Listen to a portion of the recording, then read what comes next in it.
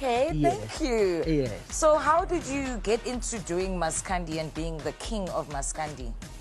Hey, I'm Thandeni SK. I've got a huge followers. Yeah, so ngiyinkosi yomaskandi. Ngishaya iginci ngumnikazi weParis, ngumnikazi weGushi. Ihit ekhona njengamanje ngishaya featuring Mahu. Yes, ilokho nje ngidabuka kwaZulu Natal la ngisuka khona ke. Mina ke Ntombi bongo zami ngingumshove enkani kwabanenkani.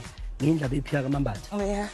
Sebesuka Madeva. Yes. Yeah. Okay, so looking at the views and the streams that you have for Gucci, why do you think the song is doing so well?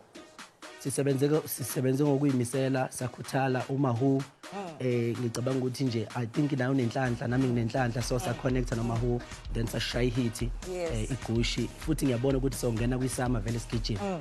Yeah. And why is it important for traditional music to be bigger in South Africa?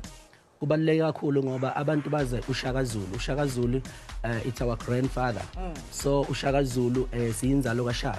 Kuba siyinzalo kaShaka kubalulekile ukuthi abantu bazi ukuthi kwi generation kaShaka kwahamba kwafika abantu abanestyle abagqoka abaswenkayo abangamajongo kanjena abachupha isoko. So njengamanje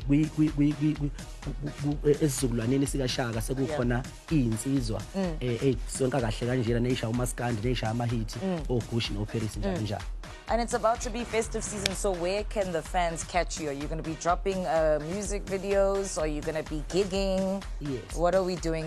Amagigi maningi kakhulu ngingabala ngithini then abantu bengalindela music video weGushi uyeza kanjalo futhi siyaxolisa neParis music video futhi uyeza kanjalo nishefise ejezini so ngicabanga ukuthi abantu bengachecka for more information bengachecka lapha yana ku Instagram Umthandeni SK King ku Facebook Umthandeni Mangele then na ku Twitter kanjalo yabo so bengangichecka izona zonke indawo Umthandeni SK ngangfollowisha abantu then ngizojabula kakhulu ngiyibhinqa ngingumshove enkani kwabanenkani. Yes, make sure that